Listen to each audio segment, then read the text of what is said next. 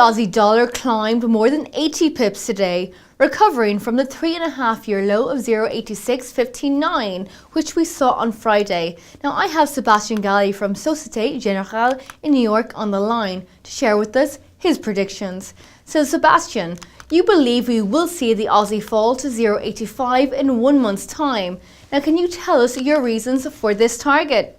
The short covering that we're seeing could last a little bit longer into essentially the Fed meeting, where expectations of dollar rising as well as the 5-year auction probably going to help the dollar to continue to rally. And that suggests basically that even though the short-term rally may extend to break the short-term downtrend, it doesn't mean that it's not heading lower at the month end, which is probably going to be into the 0.85 region. The reason behind it is two factors. One, the dollar story is continuing. Number two, the Chinese story is continuing. The combination of both, as well as a central bank, which kind of encourages you to have weaker currency, typically means the market likes the trend. That means Aussie dollar should continue to steadily grind lower. The RBA board member Heather Ridout has said that the Australian dollar needs to fall even further to protect the economy from a mining slowdown.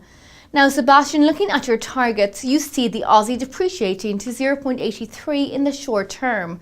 So can you tell us more about the trading trends we will see, and where do you see this pair heading in the longer term? Of course, medium term becomes a little bit more difficult. So the easier part of it is the dollar side of it. As each month goes on, the probability that we price in rate hikes from the Fed is actually increasing, not for this year, but 2 years down the road. So if we think about 2016, the Fed then will be in a rate hiking cycle, and probably quite a rapid one.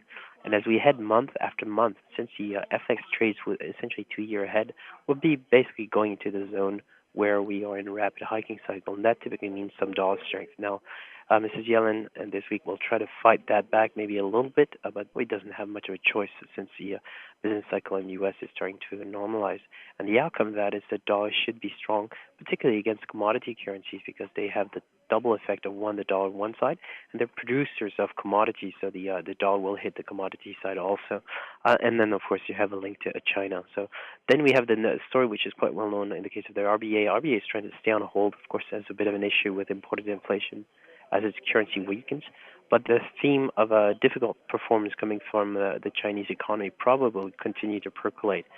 That and the fact that Australia has suffered from a very expensive costs for many, many years and now cannot support them, the FX simply needs to adjust basically for that normalization process on the labor costs. And that again suggests that the market will be very happy to continue shorting Aussie dollar on rally.